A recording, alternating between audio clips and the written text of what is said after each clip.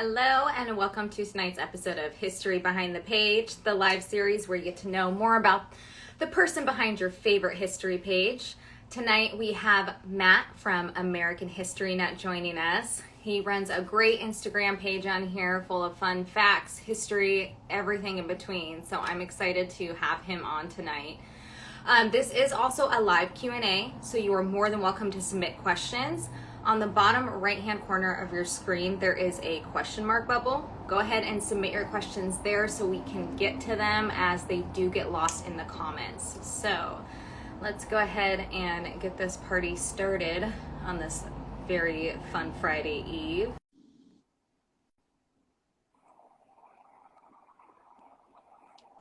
Hey! Hey, how's it going? Good, how are you? Good, good. I knew it would cut my head off. I I'm know, trying it's to the Instagram live, thing that you have to do. You're like, oh, my head's up here. How are you? I'm doing great. How are you doing? I'm doing good. Just, got home from work, enjoying the beautiful weather outside. So, well, kind of out my window. So, Uh, uh, yeah. wasn't so nice around here. Oh, really? Yeah. I'm in the Yeah. Detroit area, it's up and Oh, down. yeah. Yeah. Shockingly, in Oregon, it's usually rainy all the time, but it's gorgeous out today for some odd reason. So, I'll Excellent. take it. Yeah. So, all right. Well, thanks so much for coming on. Sure, sure. Thanks for asking. Yeah, of course. Yeah, well, let's get this party started, I guess. So why don't you tell us a little bit about yourself and how you got into history? Yeah, yeah. Well, I was not always into history. I was just thinking about this the other day.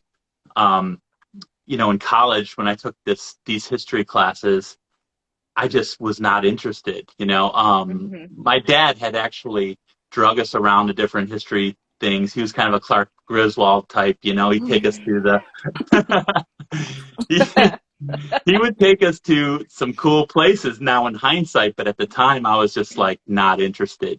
But it planted Hmm. a seed in me.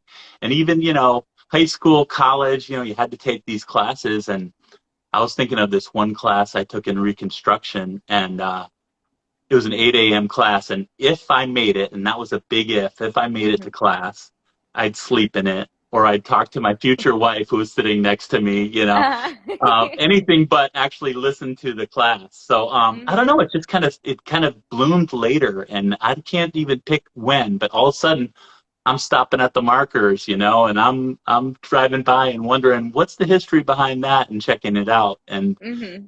it's fun now, and I kind of wish that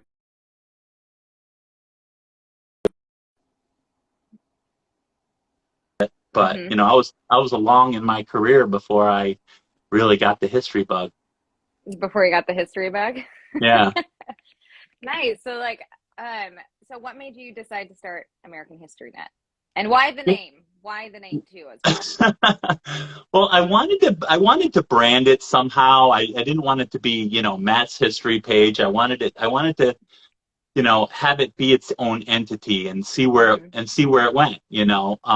I started it in March of 2020. No, no, it Hmm. wasn't March. That was when COVID started. I Yeah. started in December of 2020. Hmm. I had to take some extra time. My work had, kind of not furloughing people, but having you take extra vacation. So I had taken a bunch of extra vacation around Christmas time, and I'm like, Hmm. what am I going to do? Everybody else is, my kids are going to school, my wife is still working. What am I going to do?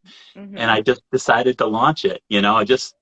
I looked at my first post one time. I think I kept it there just to You show how have lame to. Yeah. just to show how lame it was. But it was just like I loved the engagement that I was getting. Not that it was huge or anything, but just the people. All of a sudden people found my page, and we just had great conversations in the chats. Like you and I will Hmm. chat sometimes, Yeah. and it's about this community of history lovers and nerds, and just what I love about when I do a post is when people tell me something I didn't read about, or I read about but didn't quite appreciate the Hmm.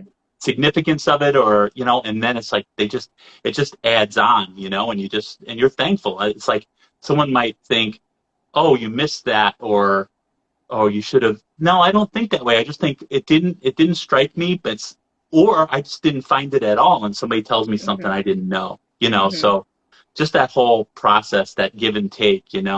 Some of my favorite things to do are putting out a poll or a quiz or something, and people DM me and say, I didn't know this, but did you know this? So Mm-hmm.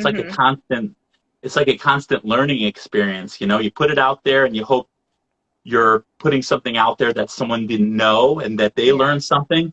And then the real kick is when they tell you something you didn't know, and even despite studying it. And so I Mm-hmm. just I just love those moments. Yeah. So how, since you just now became a history nerd, I guess later in life, how do you decide what to talk about? How do you decide what content to post? How do we get Yeah. there?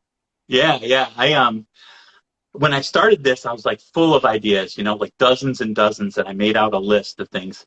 And there's still things on that list that I have not covered, more than a year later, because Mm-hmm. it's like I'll go to do a post on something that's been on the list for a while, and then all of a sudden I'll stumble on something. I'll stumble on a documentary, a book, someone else's post, other history pages. I follow every history page. If you are Mm-hmm. a history page and you're listening to this, follow me. I will follow you right back. Mm-hmm. And I just love seeing the variety of things that other people do. And I'll be honest, I bite off from other people in terms of Yeah. idea. I do Mm-hmm. my own spin on it, but the ideas are always flowing. And so I'm looking at pages and looking for ideas. It will be the day I will decide I'm doing a post today, and I've decided on my topic, and I will change on a dime because I heard something on the radio, or Mm-hmm. I'm like, oh yeah, and all of a sudden that just like lights a fire in me, Yeah. and all of a sudden that's what I'm gonna do. I'm kind of like Mm-hmm. shiny objects. I Yeah. so it sounds bad, but you know what? That's what keeps it interesting for me, because sometimes I'll decide I really should do a post on that. I've Mm-hmm. been meaning to do it, but it's almost drudgery. It's kind of like, yeah, no, there shouldn't be any shoulds. It's like it should Yeah. be, I want to do it and I'm excited to Mm-hmm. do it, and Yeah. that's what I look for, man. When I stumble on a topic that kind of fits my page and fits my interest, man, it takes a lot of work. I put a lot of work into these, but You do. Mm-hmm. the time flies by. Yeah. And you find yourself probably going on those magical history rabbit holes that we all love to love to go on those darn rabbit holes. They're so annoying but so amazing. Oh yeah, yeah. So, It's a thrill, really. I mean, and anybody who's a history nerd knows that. Anybody who's mm-hmm. gotten into a book and finds themselves at 3 a.m. and because they can't put it down, they want to keep reading. I mean, it's the Yeah, same thing. it is. And what I love about this is that it's sharing it with people, and when other people are as excited as I am about it, if I Mm-hmm. invite comments onto a story. My favorite one so far in terms of the engagement was did a post on the Depression, and Mm-hmm. I invited people to share the stories of their families, or kind of the family lore of the grandparent who saves Christmas wrapping paper now. It never Mm-hmm. doesn't tear it at all, just folds it and tucks it away for the next Yeah. Christmas, or just ridiculous the stuff. I would encourage anyone who's interested in that, go look at that post, because the Mm-hmm. comments on there, it just shows the survival, but it's also the funny stuff, and it's just Mm-hmm. that kind of engagement when that happens. It's to me that's my absolute favorite. What has been the most intriguing thing in history? What just grabs you that you just find yourself looking up and researching all the time? Yeah, you talk about rabbit holes. I mean, Mm-hmm. interestingly enough, it's sort of American history, but it's one of the ones that is not American history that always fascinates me is Nazism, and Mm-hmm. that's why not why I'm interested, but partly why I'm so interested in your page is the World War II Mm-hmm. happened. Oh, okay, you went blank. How we Oh, you did too. how we came Technical to, difficulties. all the social forces that went into that, how, Hmm. starting with World War I and how that ended and how there was such shame on the German people and how Hitler tapped into that Hmm. shame of theirs and told them, no, actually you are great and we are going to be a great nation, Hmm. just a whole psycho dynamic of that. So it has to do with American history. Of course, then you get into when it comes to those wars, I'm not as fascinated with the military aspect as much Hmm. as I am those social factors. What happened in the home front? Why were we Hmm. isolationists before that? FDR was so intent on keeping us out of that war until it was, Pearl Harbor and we couldn't, Yeah. so just all those types of dynamics, and the home front. I did a post on Detroit as the arsenal of democracy during World War II, because Hmm. that, and again, that just captured me. I'm a Detroit guy, you know, Yeah. how we really fueled that whole effort of building tanks and planes and all around the Detroit area. That Hmm. to me, when you can marry, some it's interesting to me because it's where I'm from, and also it had this important role in history and changing the world. Those are Hmm. things that really excite me. Yeah. No, that's awesome. My whole family's from Detroit and the Michigan, from Michigan, Detroit, Royal Oak area. So that's very familiar with with where you're at. So Yeah, yeah. yeah. What is I guess what part of history are you wanting to learn more about? You know, it's like I like skipping around. Kind of if you follow my page, you'll see that I'll be in the Revolution one week, and a couple weeks Hmm. later I'm in you know the Civil War, and then I'm in. I Hmm. try to jump around geographically, time wise. I kind of think of it as the old show Quantum Leap. You just kind of transport. All right, now Hmm. I'm here. And now I'm deep diving in here. I would say I continually find topics that interest me, that grab my attention, that remind me, oh yeah, I meant to do something on that, or I meant to study that. Hmm. I would say if I had to pick a time period that I'm most fascinated with, it would be the '60s. Hmm. You may have seen in my, I've done things on Malcolm X. I did a story on the '60s at one point. I did, oh man, I can't remember now, but it's like the '60s always grabs me. Just a tumultuous, crazy decade. That Hmm. it's like it's just an assassination, major event after major event. The civil rights movement, the Hmm. JFK assassination, MLK assassination, Malcolm X, RFK. I mean, I just can't imagine living in that decade. Vietnam at the end. All the unrest with the protests, and it's like I can't fathom. I'm Yeah. older, but I'm not old enough to remember the You're '60s. like, yeah. I just and I kind of am sorry I didn't really ask my parents. My parents both passed recently, and I'm like, those are the types of things like, man, I wish I would have picked their brain about what it was like to Hmm. live in that time. And so Yeah. I would encourage everybody, really tap the people in your lives who are older, the knowledge and the experience that they have. I mean, someday they're not here, and you know, it's a way to build a bond with them as well. It's Hmm. you get their experience, get their insights. Hey, I read this. What did you think of that? Really, take advantage of the older people in your life for that reason. Yeah, definitely. My Opa passed years ago, and he was in World War II, and he used to talk about the war all the time, but I was too young to want to know about it or care about it, and so I never really asked. I never got the chance to ask him because he passed before it was too late, and I completely agree with you on that. If you have, your family doesn't have to be a vet or anything, just living in time, living in the past, like just to Yeah, learn about it. It's fantastic. yeah. So all right, let's see. We got some questions. So this is a live, just another reminder, this is a live Q&A. So you are more than welcome to submit your questions. On the bottom right-hand corner of your screen, there is a question mark bubble. Please submit your questions there, as they do get lost in the comments sometimes. So we want to make sure we're getting to some questions here. Okay, let's see. Rachel from #History says hello. Hey, Rachel. It's awesome. Let's see. Okay. Oh.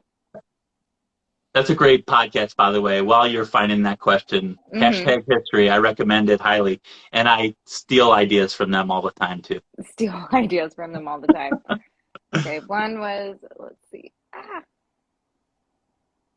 Okay, this keeps popping up.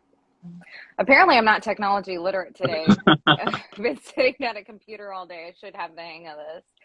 So, who do you look up most to in history? Who do I look up? Oh, yeah, wow. Honestly, the people who are just facing such adversity, people like Mahatma Gandhi and Martin Luther King, and people who are just, who are just everything crashing around them, collapsing around them, the pressure, and just the way they rise up. I mean, it's kind of cliche, but JFK during the Cuban Missile Crisis, just those pivotal moments where, for whatever reason, Lincoln during the Civil War, how do they rise up when things are looking so bad, and they kind of keep their composure, and they use their smarts, and they just do the best they can, and it works out. I mean, obviously there's figures who it doesn't work out for, but those people who are just in these huge moments in history, I don't think I could name one. Although now that I just talk it out loud, I mean, I think you'd have to say Lincoln. The country is torn apart. So many people are blaming him. Think about the pressure and that he felt trying to wage a war. And you've got hundreds of thousands of people who want you dead and think you're the reason that the Union is splitting, and yet you just persevere and try and hold some dignity and some composure, and try and get the right generals in place to win this war. So I would have to say Lincoln. Yeah. And so kind of to bounce off that question, and it can't be Lincoln, if you could have dinner with one person in history, who would it be? Can't be Lincoln. Sorry. Use that card. Oh, I think one of the founding fathers, just to, and I don't know how that conversation would go, but just somebody who was there when the Constitution was created, and how that came to be, that whole several months where they put together the Constitution. Because, I mean, whatever you say about the Constitution, I mean, it is the most as perfect as you're going to get in terms of a governing document for a country. I mean, it's not perfect, and we've amended it 27 times, I think. Yeah. But I mean, to be in that room and to have, to understand how that went down, and really, the magic of that moment, of putting it together and knowing that you came up with the best. And, 200 years later, 250 years later, that it's still a great document that holds up. So any one of those founding fathers, anyone who was at the Constitutional Convention, I'd love to have a conversation with. Yeah, right. That would be a really good conversation. That would be. I think a lot of questions would come up. Let's see. Who is the most unsung person in the American Revolution? I'm not a historian. I tend to bounce around. You probably get a better answer from someone who's studied it more in depth. I kind of do a broad and not terribly deep.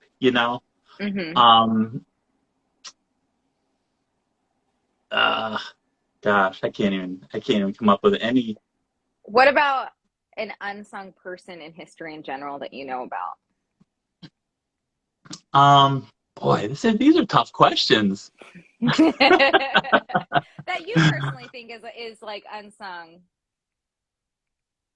Yeah, I think Grant has Ulysses S. Grant kind of had a bad reputation for a long time. I mean, Mm-hmm.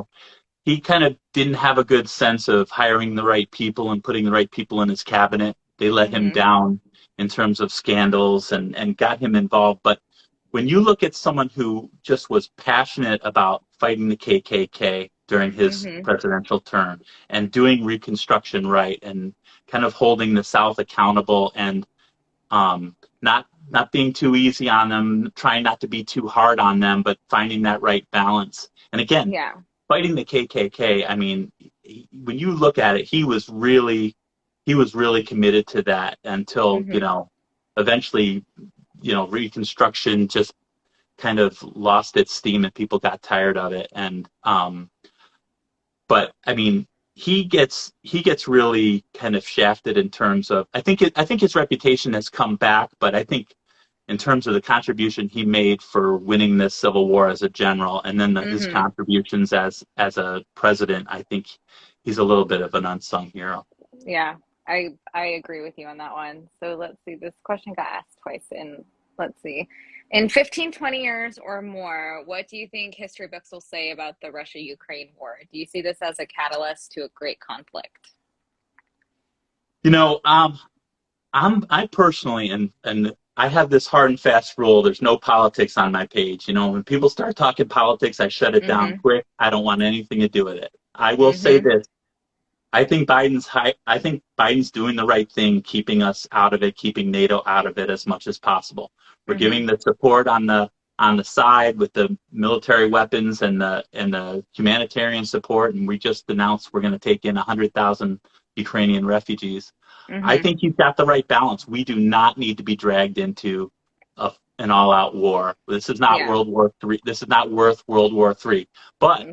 he's he and other NATO allies, European allies, have really mobilized and really put the screws to Putin. And Putin's Mm-hmm. having trouble conducting this war. I just saw that the Ukrainians blew up a Russian warship in their port. Mm-hmm. Yeah. And I think that those economic sanctions are putting a lot of pressure, going after the oligarchs' wealth and shutting down Mm-hmm. shutting down the wealth of Putin and the people who run that country. I think they struck the right balance of not dragging us into a war, but putting as much other pressure as possible on Russia and Putin. Yeah. And history conflicts are going to look so different nowadays, in 15, 20 years, looking back at the history books than something like in, World War II or World War One. It's always, times have changed so much, came out of World War II in regards to national security and our defense system and stuff. So it's honestly, it's kind of hard to say. And I agree with you with politics. I don't talk politics. You can't talk politics anymore nowadays. So No, you it's absolutely can't.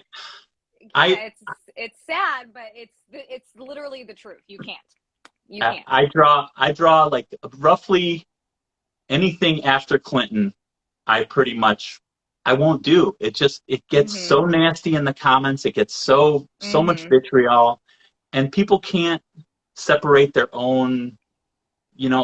People just have no perspective, and they just go off. And of course, no one can convince anyone of anything when it Mhm. comes to politics or it comes to ideology. So it's not even worth trying. I hate to say it, but it's not even worth trying. And there's some more recent history that I would love to dig into, but it's just not worth it. I Mhm. did a, I did a post on I did a post on 9/11, and I mean Mhm. 9/11 becomes this huge political bomb, and then Mhm. let alone all the conspiracy theories and the bullshit. Sorry, You're the fine. crap, that, Yeah. and it's just like I had no idea that there was Mhm. all this simmering under the surface when you're just doing a historical post on 9/11 and all this stuff comes out. Yeah, I mean, a lot of people, society nowadays gets facts and feelings confused a lot, which, kind of sucks. But do you have, like what you're just talking about, do you have that conflict a lot, even if it's something not con- controversial on your page? Do you get a lot of the, I mean, I'll post things that I don't think are controversial. I mean, I mhm, did a post on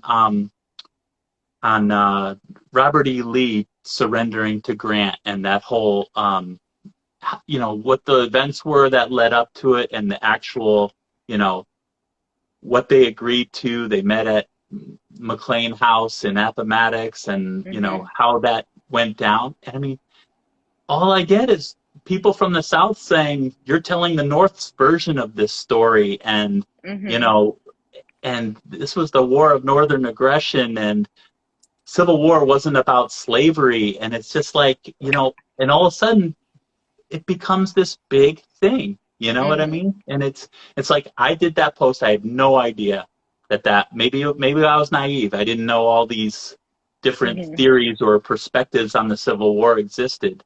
And so it was a kind of a learning experience for me, for sure. But at the same time, just kind of alarming that, this key event in history, the Civil War, there's such divergent views of it, and what its causes were, and how it was settled. And it's like, it shows you, unfortunately, I'd like to think that we're more united as a country. And unfortunately, there's times like that where something pops up and you're like, wow, we definitely see things differently, and we've been educated, and stories passed along families where people just have totally, like I said, diverging opinions or views of some of these major events.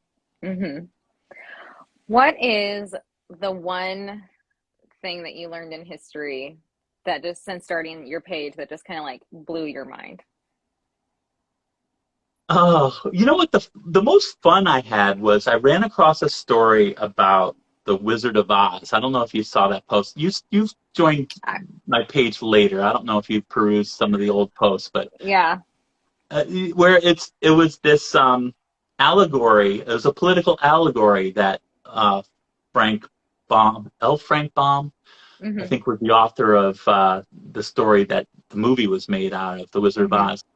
And it was about, McKinley and the gold standard, and the Cowardly Lion was William Bryan Jennings. And it's like, it just brought this whole other depth to this story that, this movie that I'd watched for years. My dad, anytime Wizard of Oz came on, we were watching it. That was what was going to be on TV. Yeah. And it was a story that I loved, and as a kid I was afraid of, with those monkeys and everything. But monkeys. but it's like, to think that this was a political allegory, and he was actually like, I think it was that he was lamenting the loss of the gold standard, or was promoting the gold standard in it, because the yellow brick road was represented gold, and Dorothy's slippers were actually silver in the book, but they were changed to red for the movie. But just that there was this whole double meaning and behind that story was, that was kind of a eye opener to me. And again, I love the comments of that, where that kind of blew people's minds, like, oh, I thought it was just this great story. Instead, there was all this hidden meaning. Things behind it that I didn't know that. Yeah, I didn't join your page. I started this page in December, on December 9th. So I haven't been on the Instagram history space for a long time. So I'm gonna have to go and look that back up. So what is something that you know about that you feel people get wrong frequently about history, like an event or? Not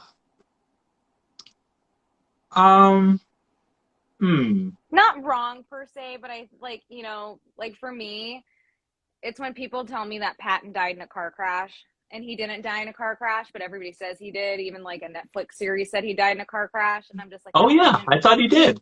No, he didn't. He died of an embolism like 12 days after the car accident. He died as a result of the car accident because he got paralyzed, but he died 12 days later. Like he didn't die because of the car crash. And so that's like, I think the one thing I'm like, oh no. Let's well, yeah, you know what? I think in general, when I'm fascinated with the beginnings of the country and the founding fathers. I've read biographies on all of them, and it's like, I think it's easy to slip into this idea that these guys knew exactly what they were doing, and that they were these perfect leaders. You kind of put them on a pedestal and stuff, but they were just they're just human beings with their Mm-hmm. own faults and weaknesses.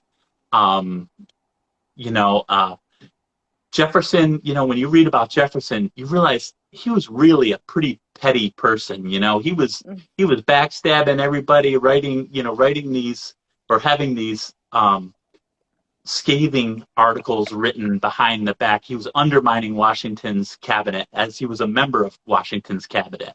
You know Mm-hmm. what I mean? As Secretary of State. I mean, so, you know, he was a petty person, for all his Mm-hmm. strengths and his writing the Declaration of Independence, and he did well as a president in terms of the Louisiana Purchase, and kind of getting us on track as a nation, really, as the third president. But he was a petty guy, and Mm-hmm. and then so Adams was a very vain guy, and very full of himself, and kind of obnoxious and snooty, so it's like all these guys who were, you know George Washington was not this charismatic leader. I mean, he had a presence and people respected him, but he was Mm-hmm. kind of quiet. He wasn't like a very forceful personality. He was kind of a quiet guy. He's very shy. Mm-hmm. Um, so I think the fact that they all kind of came together and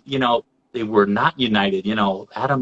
Adams and Jefferson were at their throats, and Hamilton and Jefferson hated each other. You know what I Mm-hmm. mean? And it's just like it wasn't this perfect kind of. It's. I just think it's easy for people to think there was we all kumbaya. They all came together, but they were all these Mm-hmm. people with um, passions and weaknesses and strengths that it just kind of ultimately, thank God, it came together for our country. Yeah. I mean, you have a lot of, different idea people trying to create a nation and get all together and create a government and all this stuff. And it's, yeah, a lot of heads are going to roll. A lot of heads are going to bump. Yeah, yeah, Yes. That's, so, so just speaking of Hamilton, actually, I just thought of this. You're familiar with the musical Hamilton, right? yeah. Yeah. Do you think when, you know, people like Lin-Manuel Miranda and stuff start doing stuff like musicals like Hamilton, do you think that gets people more into history because it's more something modern for somebody than just sitting like in a watching a documentary from like the 1980s or something? Do you think things like that are beneficial nowadays to start getting people into history? For sure, for sure. I think it's great. I mean, just the fact that people became aware of Hamilton and how he basically established our economic system in the Mm-hmm. country. Yeah, I think it's a great thing. And there was a funny what was it, video from TikTok. Did you see that I posted it the other day where this Probably. I see all the things you post, but my brain gets jumbled sometimes. So, it was a girl talking about Biden, who was quoting the Declaration of Independence, and she oh thought yes, I she thought it messaged was you about that. Yeah, she thought it was Biden saying these words, and had no idea. Well, or though it was from Hamilton. it Biden was. was quoting Hamilton and not quoting the Declaration of I Independence. forgot. Yeah, that was so funny. You're like, Yeah, that's yeah, that's why I voted for Biden because I forgot what the phrase yeah, was, yeah, but yeah, yeah. it was a quote from Hamilton. So, Yeah. so if Oh. people kind of move in the right direction, I think it's a good Mhm. thing. Hopefully they get excited about it and go down the rabbit hole and actually learn the real Mhm. history rather than just the sound bites or what's kind of shows up in a song or a movie. But Yeah. yeah, I think it's all good. I think that's been a huge um, impetus for people to learn more about history and the founding of our Yeah. country. You know, going to Hamilton. Have you Yeah. gone to it? Have you been able to see it I in person? I no, I haven't seen it in person. Every time it came to Portland, it was sold out, and then COVID hit, and then it's coming again in August. But those tickets sold like Yeah. I saw it on Disney, so that's good. And I know the lyrics to every like single song because I'm a musical theater nerd. But that's like a whole different story. I But wish that was more accessible. I mean, it's accessible by Disney, but seeing it in person, but so it's different. so expensive. It's so It hard to is. get a ticket. It's incredibly expensive. That's the Mm-hmm. one thing. When it went on tour, I was hoping, well, at least, my wife and I saw it in Chicago. We broke the bank on it. We just said we're going Mm-hmm. to do this. But I mean, and then I thought, oh, I'm going to see it when it comes to Detroit. It's got to be cheaper. It's got to be half, right? No, it was No. as expensive, maybe even more. It was so I wish it was more accessible for people to see it in Mm-hmm. person because it just has a different feel in person, Yeah, and with that too, Hamilton is still, semi new, and it's super popular. So they're like, well, everybody wants to see it, so those prices are just gonna keep Yeah. going up. Yeah, I think even Yeah. like semi okay seats were going for like 480 here in Portland in August, and I was like, nah.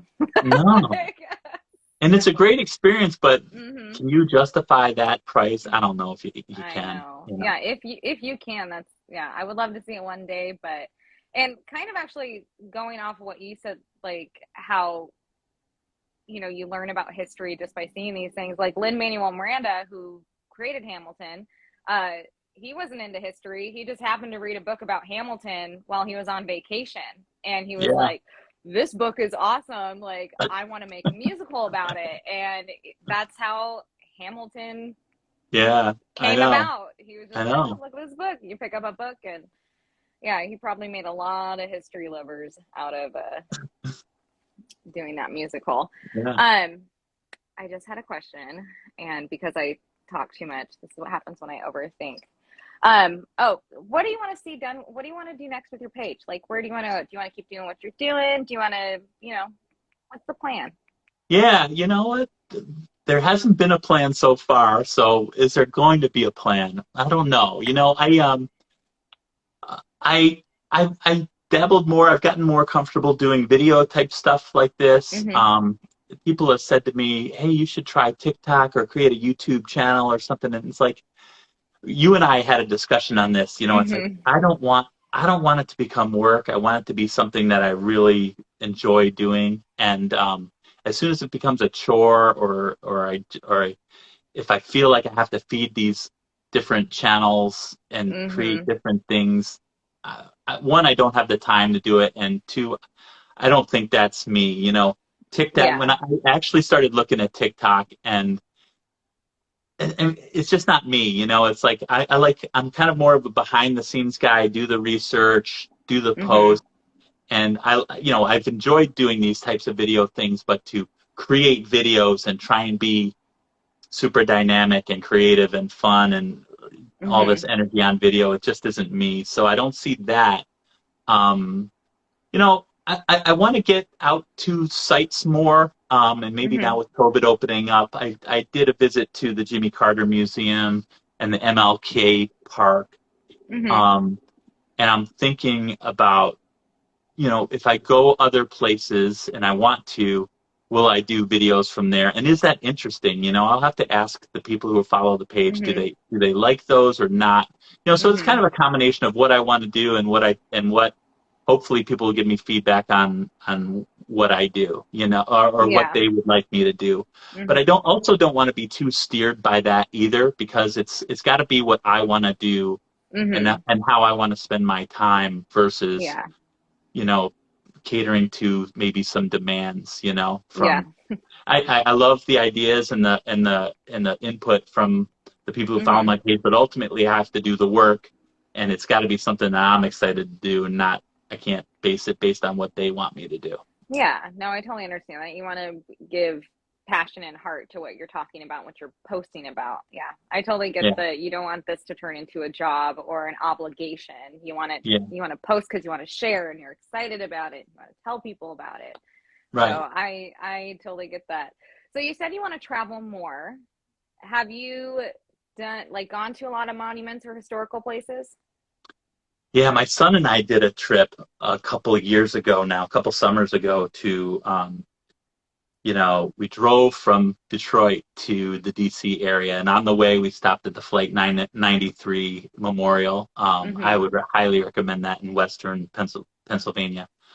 Then we got to DC and did everything in DC, but we also hit a bunch of Civil War battlefields, Mm-hmm. Manassas and Richmond, and you know but we also mixed in Jamestown and Yorktown, so we did Virginia pretty good, and Mount Vernon Yeah. and Monticello, and so I mean that was the best vacation I think I've ever had, certainly from a history perspective.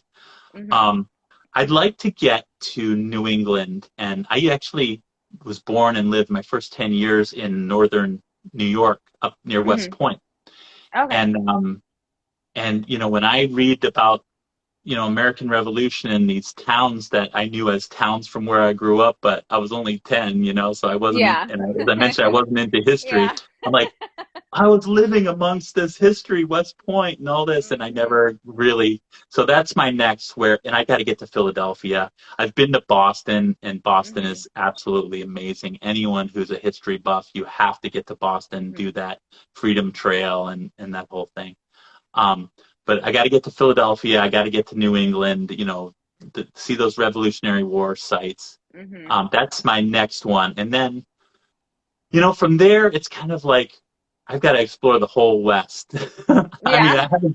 I've done the West Coast, I've done the California, and I've done Hmm.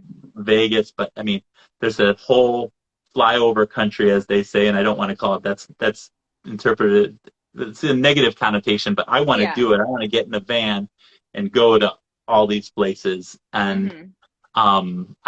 that takes a lot of time. You need, Yes, it is.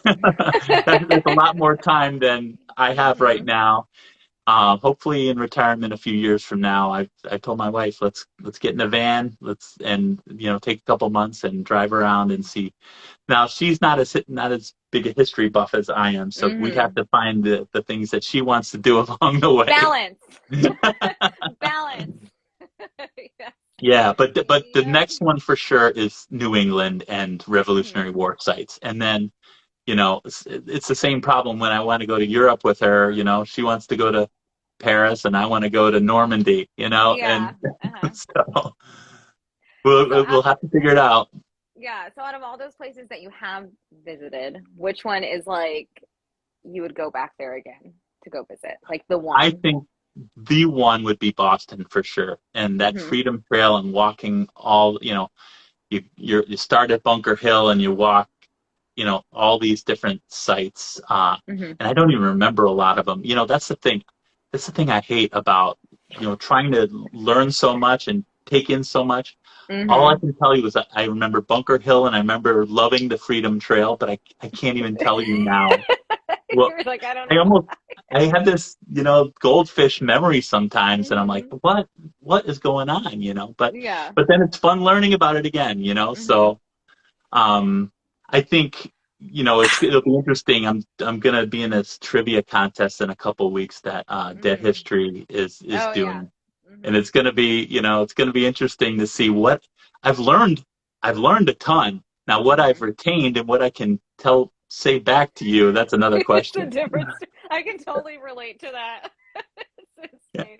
Oh, it's When so you get put frustrating. on, You're yeah. playing Jeopardy, right? And it's like, oh, I'm gonna rock this category. And every one of these, I know I learned the answer. It's on the And you're tip of just, my tongue, but I can't yep. come up with it to give the answer. I do the same. Yep, I know exactly how I know exactly how you feel. Um, my my mother wants to know what part of Detroit you're from. Oh, I'm in Canton, so west side suburbs, so between Ann Arbor and Detroit. So, is that where you guys? Where's your whole clan from? My my mom's clan. They're from. Actually, do you know? I don't know if she wants to respond. Hopefully, she's still on. I don't know if she's still on or not because I wasn't checking the questions. But Oh, okay. um, do you collect at all? Collect? Yeah, do you collect any like history artifacts or anything? No, I don't. I really Mm-hmm. haven't gotten that. My thing is because my interest is so wide and not so deep that Mm-hmm. the collectible stuff like I love the Civil War, but I don't, I'm not a reenactor and I don't collect stuff. It's like Yeah. if I was going to collect stuff, it would be the most uncohesive collection of anything because my mind is Yeah. all over the map in terms of my Mm-hmm. interest. Yeah, you're a broad spectrum history Yeah, history nerd instead of like a specific type of thing. So that makes yeah, sense. That totally makes sense. Even though I'm into, World War II is like my thing. I don't collect anything. I don't have places to store it or like properly take care of it. That's just yeah, yeah. I wouldn't be able to do that. Let's see. Okay.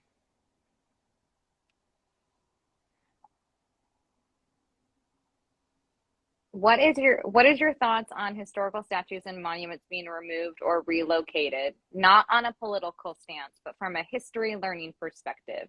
Should they remain due to their historical importance, even though it may be a sensitive subject?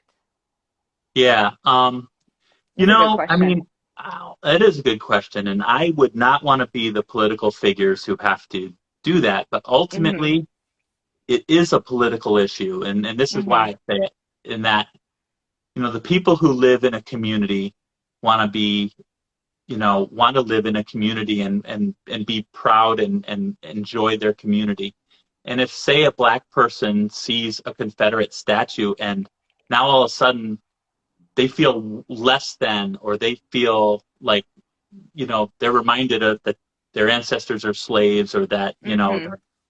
it's like, it's a community, to me, it's a community issue. And, communities have to do what's right for the citizens who are living in that community. So while it's a shame, I also recognize that a lot of these statues came up in, much later than right after the Civil Mm-hmm. War. It came up in the early 1900s, where the people were trying to keep their thumb on and keep people down and kind of Mm-hmm. show that, so that history of why those statues were created, Yeah. feeds into it as well. So, I mean, I think if a community is very proud of their Confederate heritage, and all of the citizens want to celebrate that, that's a community decision. And Mm-hmm. if a elected official wants to take down statues, and the general community does not agree, he's going to get voted out of office. And Mm-hmm. people will put political pressure on to have the community that they want to live in. So I Mm-hmm. think, same thing if people in Richmond, who currently live there and have to see these things, and they have to decide politically and Mm-hmm. lobby their elected officials. And so I think that's what's great about our system, is we can lobby our officials and have the communities and have the things that we want. And I think that's the way it should be handled. If Yeah. people don't want them, if the vast majority of the community doesn't want them, and they are able to mobilize the political pressure to do it, more Mm-hmm. power to them. At the same time, if people want them and really think it's important to history, and they mobilize their politicians and their elected officials, that should be the way it gets resolved in my mind. Yeah. No, I definitely agree with you. And all of history is not glamorous. It's not pretty, and it's how we evolved and times change. So I completely, completely Yeah. get that. Let's see. I don't know why these aren't getting back. Oh, kind of going back to the question about you, like where you've been so far of your favorite like historic place. Where is one place in the whole world, not just the United States? Because I know you made a list of where you want to go next. Yeah. One place in the whole world that you're just like, I want to go there. I will spend all my money to get my booty to that Because it's place because it's history. because it's history, historical place, like It's historical okay. monument, place, whatever. Yeah. I mean, I think it's World War II, doing the World War II tour of Europe, and I Mm-hmm. mean, Normandy, the concentration camps, the just everything over there, and I Mm-hmm. haven't put it together because, again, that's going to be a compromise with my wife and I. But Right. Yep. I think, that to me is, I mean, Normandy especially. I mean, if I have to just say one place, and I've heard people say this, they just are so overcome when they're at Normandy, in terms Yeah. of, what happened there, and what Mm-hmm. the significance of that, starting the beginning of the end of the World War II. Mm-hmm. And when you talk about the landing and what went into that, the logistical, absolute crazy logistics of getting that done. I mean, Yeah. and of course, more centrally, the sacrifice that went on, and the you know you think about, if you were in that war, in that battle, and you'd like to think, that you'd have a chance, and that, your smarts or your training or, but there were people who just died through no fault of their own, Mm-hmm. when you see that Saving Private Ryan, that boat opens up, the door goes down and people Yep. didn't have a chance, didn't, Yep. you're done, you're mowed down, and I just Mm-hmm. think the sadness of that, but the sacrifice that those people made is just, I mean, even just talking about right now, I'm getting like goosebumps of, Yeah. of what that place means. And I'd like to go there for sure. Mm-hmm. I just have to say this. Scott thinks that you could sell freezers because of how amazingly spoken freezers in Alaska because of how amazingly spoken you are. Oh, thank you, I'm just Scott. kidding. Thank you, Scott. I'm getting hit with some tough questions here, Scott. So the fact that you think that is, I really appreciate that. Oh, that's Freddie Joe Farnsworth wants to say, tell your wife the train ride from Paris to Normandy is amazing. So there is a selling point Okay. to All let your right. wife know when you guys go Okay. to Europe and do that. So Yeah. I mean, she said it to myself. She goes, "Yeah, I want to go to Europe and spend my time in concentration camps." yeah, like, oh, okay. Yeah. Yeah, it's I know Europe is that's my dream vacation too. My dog keeps kicking me. I don't know why I let her on the bed during this, but um, no, that's definitely one of my dream vacations. I feel like a lot of history, buffs, lovers, nerds, whichever you want to define yourself as, that is like one of the places that everybody wants to go, even if you're not into World War II or Hmm. anything like that. So it's and it's it's a different country. It's so rich with history, just like the East Coast and our the United States is so rich with history because that's where the Yeah. United States Yeah. started. So And if I were to say what, World War II, I was privileged to go to the Pearl Harbor Memorial. Have you been hmm there? I I mean, haven't. that's the place too where it's like the place I've been related to World War II. hmm That place, again, you have to fly halfway across the world. But Pearl Harbor Memorial is amazing. Yeah, I I haven't looked this up yet, but I feel like a few years ago they closed down the USS Arizona Memorial for like indefinitely, like right before COVID happened, and I don't know if they've opened it back up again, but that would be Oh, I didn't know that. Yeah. yeah, but I don't know. I haven't looked it up since then. Then again, time with COVID, I don't know what year it is anymore. I feel like we've all been time traveling for like the past 2 years, I guess. Yeah, So, but you know what? The amazing fact that Arizona is still leaking oil into the yeah. into the harbor. I mean, that hmm to me, what it happened in 1941, and 60, 80 years later, it's still leaking oil. That to me is astounding. Yeah. I think that's insane. I had somebody the other day ask me if they think that they should bring up what's left of the USS Arizona, and absolutely not. It is a tomb. It's a resting place for everybody who lost their lives there, and they could not get that. And I was just like, I have to stop this conversation. It's Yeah, like, yeah, this is insane to me. But that is a place I definitely want to go to. Is Pearl Harbor in the USS? Because that is what got us in the war. That's they yeah. woke the unofficial, official, not official, spoken quote. You know, they woke the sleeping giant. And that's how Right. we gotten that's how we gotten the war. Let's see. Oh yeah, D-Day history is at the unveiling of the 17th Airborne Monument in Germany. He says, "Hello, glad you could join." Let's see. Okay, my mom's second cousin was killed on the Arizona, and his body is still there. Oh wow! Mm, Thanks for sharing that. Like mm, mm.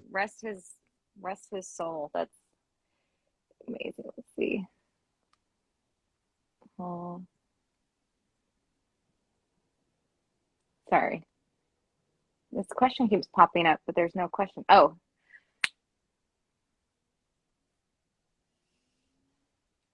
I'm gonna ask this question, but I actually have no idea, and I don't know if you do or not. Um, Opinions on Operation Northwoods and how big of a factor do you see that affecting citizens' trust or lack of trust in government agencies? I don't know what that is. I don't either. And also, if it's anything political, we're really not going to discuss it. Just to be honest Yeah. with you.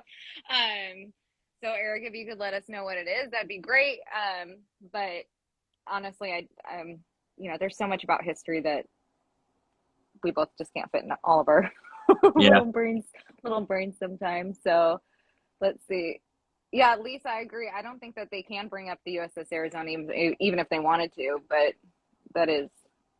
I completely agree with that. Let's go through and see if there are any questions because the comments were going by pretty fast.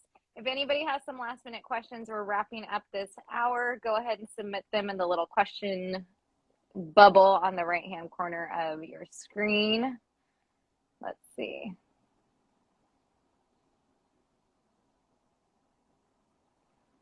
As I'm exiting it. Oh no. Oh.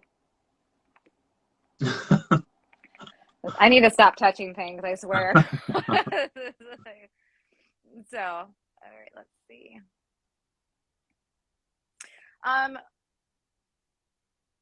What is your favorite World War II movie? If you have one. Gosh. I'm going to do a follow-up question on that. So favorite World War II movie, and then favorite movie, historical movie in general. Oh, okay.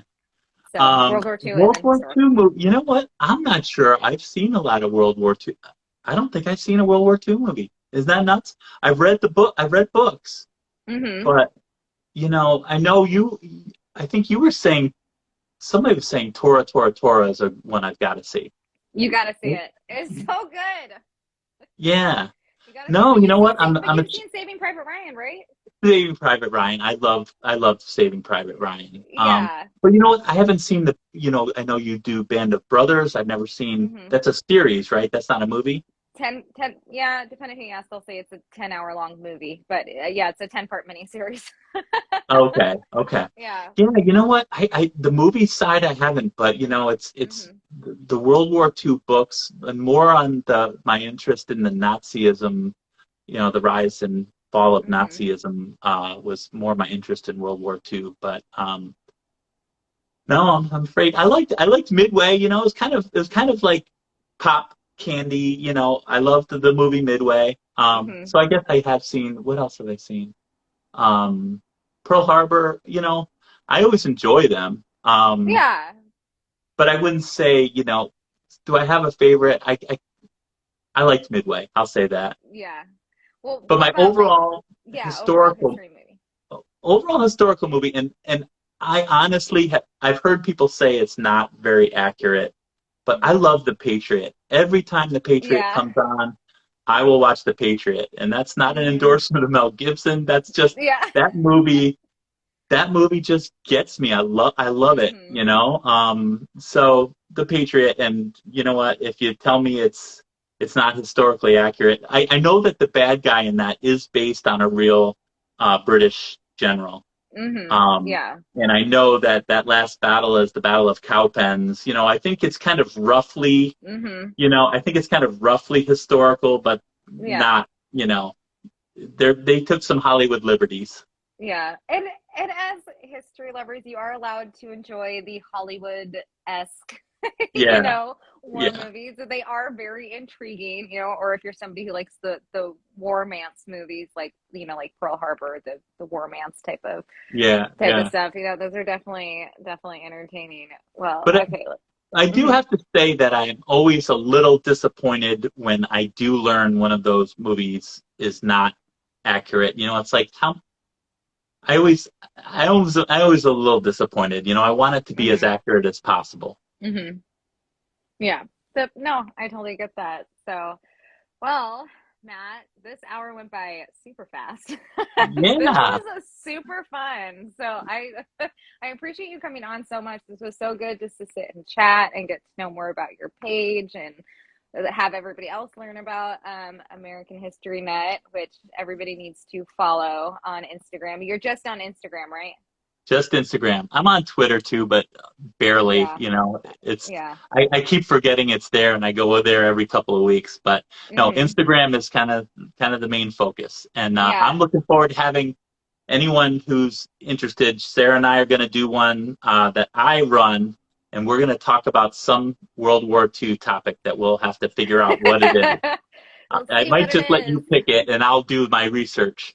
But Okay. we're going to do this maybe in another month. Okay. Yeah. So Sarah is awesome. You know, Oh, if you're seeing my live, I highly recommend that you follow Sarah. She's really fun. She does some cool videos where she just throws the camera on and starts talking, and the embarrassing and a stuff. lot of Yeah. fun. So I Yeah. hope people who are following me will follow Sarah too. Yeah. And so everybody who joined us tonight, thank you so much for joining. Thank you for all your questions. This will be reposted after we get off of here, so you can rewatch it, share it, and I will put Matt's page, American History Nut, in the comments, so you can definitely give him a follow. But Matt, it was so great. So Thank you, great. Sarah. I had a great So time. Thanks for yeah, having me. definitely. We'll chat later, okay? Okay, sounds good. All right. Bye bye. Bye, guys.